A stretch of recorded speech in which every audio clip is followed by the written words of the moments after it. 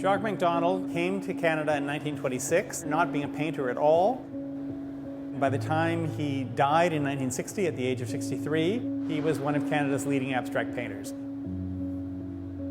The career is only 28 years long. 28 years, and he goes from essentially nothing to one of Canada's most significant abstract painters. That's a remarkable thing, and most people don't know that story.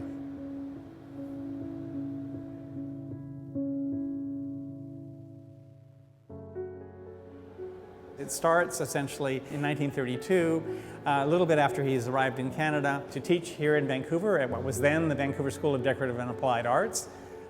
Being a fairly tight, fairly straightforward painter of the landscape, eventually led him to go to Nootka on Vancouver Island in 1935. And that period where he was looking at both the landscape and thinking about abstraction is one of the critical moments in his life.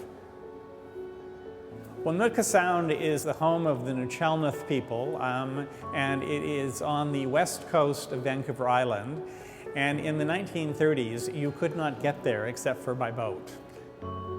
It greatly enhanced his appreciation for the landscape of British Columbia, but it also allowed him to think about larger things like the cosmos, the advances of science that were going on in the early years of the 20th century, and think of ways that he might be able to integrate both scientific discoveries about atoms moving around and things like this into painting.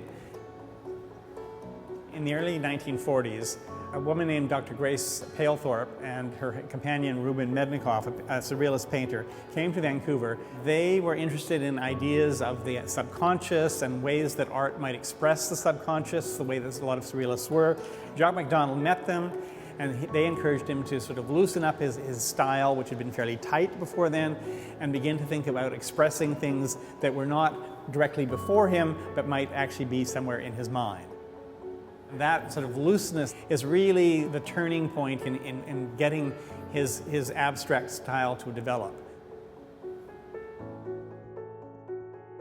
Finally, in the 1950s and up to his death in 1960, he produces this wonderful series of sort of magisterial canvases and works on masonite, which express ideas about the cosmos in a way that no one else in Canada was doing it.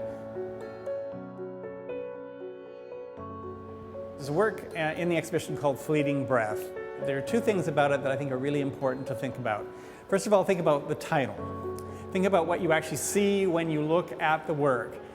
There's a sense of pushing and pulling and movement within the surface, and how he conveys that on a flat surface. It's about color, of course, it's about composition, but it's also about spirit. And I think you have to get that from these paintings.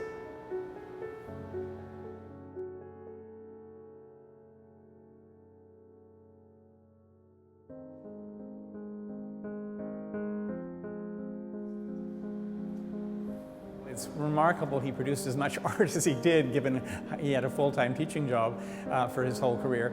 But he was a legendary educator. He was not a person who told you how to paint. He was a person who encouraged you to express yourself in a way that was true to yourself, not that you should paint this way. You should paint your way, and he found ways to encourage you to do that. Everyone who had him as a teacher felt he was really an extraordinary educator. This is an exhibition that I've wanted to do for 15 years. I want people to take away the idea that he's an interesting and important painter in Canadian art. I want people to take away the idea that an artist doesn't always do the same thing all the time, that a sense of progression is important in an artist's career. I want people to take away his remarkable command of color and his wonderful command of composition. And I hope people will just get a sense of the delight that he found in the world and expressed in these paintings.